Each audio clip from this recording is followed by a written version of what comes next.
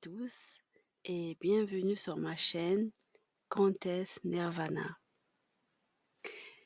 Le bonheur est un concept philosophique qui a été discuté par de nombreux penseurs au fil des siècles. Il est souvent considéré comme une fin en soi, quelque chose que nous cherchons tous à atteindre. Cependant, la question du bonheur absolu est plus complexe et demande une réflexion approfondie. Dans cette vidéo, nous allons examiner différentes perspectives philosophiques sur le bonheur absolu.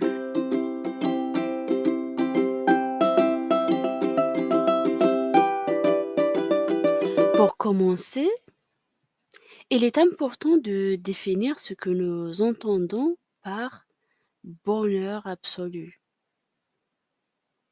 Le terme ou la phrase peut être considéré comme un état de bonheur complet et durable, qui est indépendant des circonstances extérieures.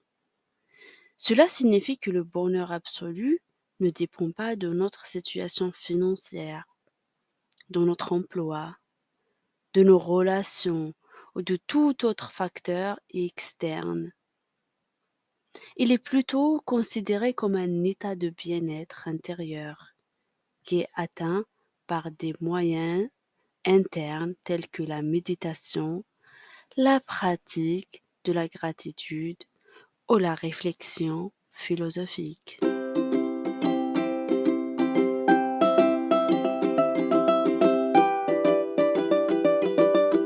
Le concept de bonheur absolu a été exploré dans de nombreuses traditions philosophiques, notamment la philosophie grecque, la philosophie bouddhiste et la philosophie moderne. Dans la philosophie grecque, le bonheur absolu était considéré comme la réalisation de la vertu.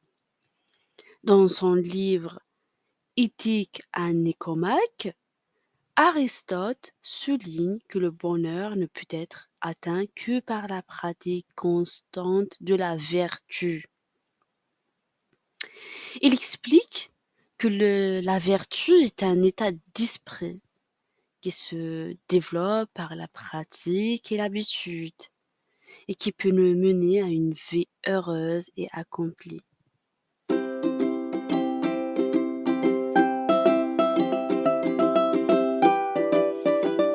Dans la philosophie bouddhiste, le bonheur absolu est atteint par la libération des attachements et des désirs. Le Bouddha a enseigné que le désir est la source de la souffrance et que la libération de tous les désirs conduit à l'état de nirvana, qui est considéré comme un état de bonheur absolu. Dans son livre, le livre tibétain de la vie et de la mort, Sogyal Rinpoche explique que le bonheur absolu est atteint lorsque nous sommes en harmonie avec le flux de la vie, sans chercher à contrôler ou à résister à ce qui se passe autour de nous.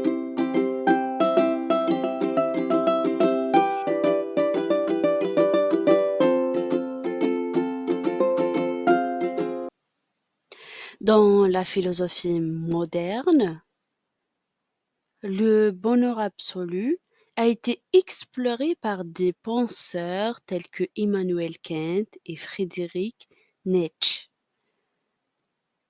Kant soutenait que le bonheur absolu ne peut être atteint que par la réalisation de notre plein potentiel en tant qu'être humain. Il explique dans sa critique de la raison pratique que le bonheur n'est pas une fin en soi, mais plutôt un résultat de la vertu et de la réalisation de notre devoir moral. Nietzsche, quant à lui, a rejeté l'idée de bonheur absolu et a plutôt prônait la recherche de la puissance et de la créativité. Il a soutenu que le bonheur n'est pas quelque chose que nous pouvons atteindre en tant qu'objectif final, mais plutôt quelque chose qui est réalisé dans l'acte de création et de réalisation de soi.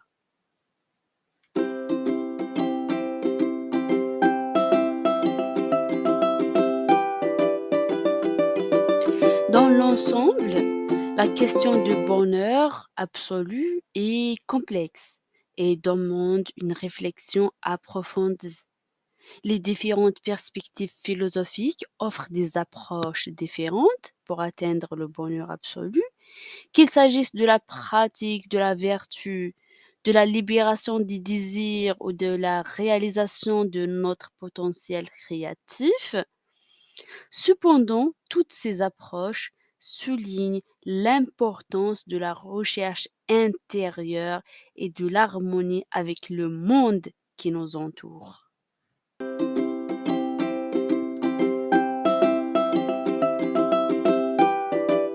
Pour conclure,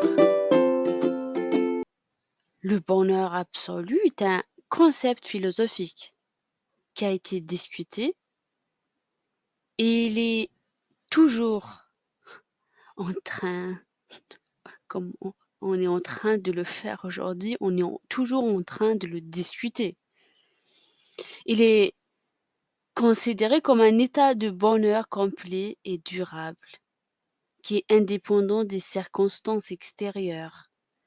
Les différentes traditions philosophiques nous offrent uniquement des approches pour l'atteindre, ou bien même pour essayer de l'atteindre.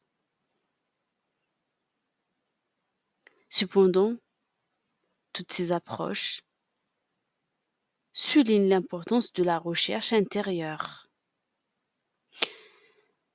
et de l'harmonie avec le monde qui nous entoure. On finit avec le proverbe d'un grand philosophe chinois, Lao Tzu: le bonheur est une attitude d'esprit, pas une condition de la vie. J'espère que cette vidéo vous a plu. N'hésitez pas à laisser un pouce bleu et à vous abonner pour ne rien manquer de mes prochaines vidéos. Ciao!